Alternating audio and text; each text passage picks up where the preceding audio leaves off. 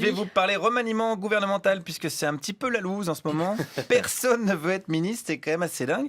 En un an, Macron, il est quand même passé de Ryan Gosling à Jean-Claude Duss.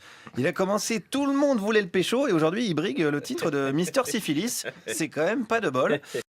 Alors, autre nom évoqué, Gérald Darmanin. Alors, qu'en pense le peuple de France? Si on a Darmanin, c'est la pire catastrophe qu'on puisse imaginer. Ah oui, vous l'aimez pas? Il est détestable. Oui, pourquoi? Il est petit, il est laid, il dit rien que des conneries, c'est un opportuniste. Ah, alors attendez, ouais, parce que c'est pas gentil, ça. on a l'impression que c'est la fiche de poste, ça. Les petits opportunistes qui dit que des conneries, c'est quasiment toutes les qualités pour être ministre de l'Intérieur.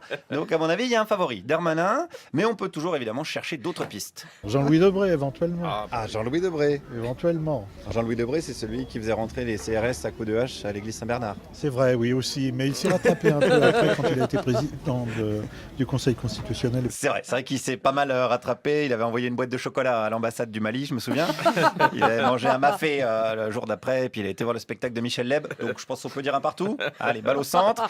Ne soyons pas mesquins. Et puisqu'on parle de Debré, il y a également un autre ancien ministre que le peuple de France regrette. Pasqua, il était génial. Pourquoi? Parce qu'il était génial. Parce qu'il n'avait pas peur. Mais qu'est-ce qu'il avait fait bien, Pasqua?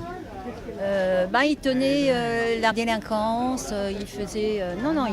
Il en faisait partie aussi un peu, non? Il y a comme ça qu'on peut vraiment connaître. Ça c'est vrai. Ça c'est vrai. Il n'y a rien de mieux pour connaître la délinquance que d'en faire partie.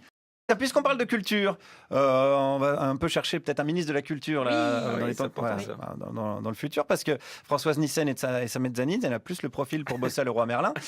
Donc, qui pour remplacer Françounette? Moi, j'aimais bien Mitterrand. Ah oui, alors Frédéric Mitterrand, il a été accusé de pédophilie. Enfin, en tout cas, il a écrit des choses assez tendancieuses à ce sujet-là. Je pense qu'il y en a beaucoup. Ouais.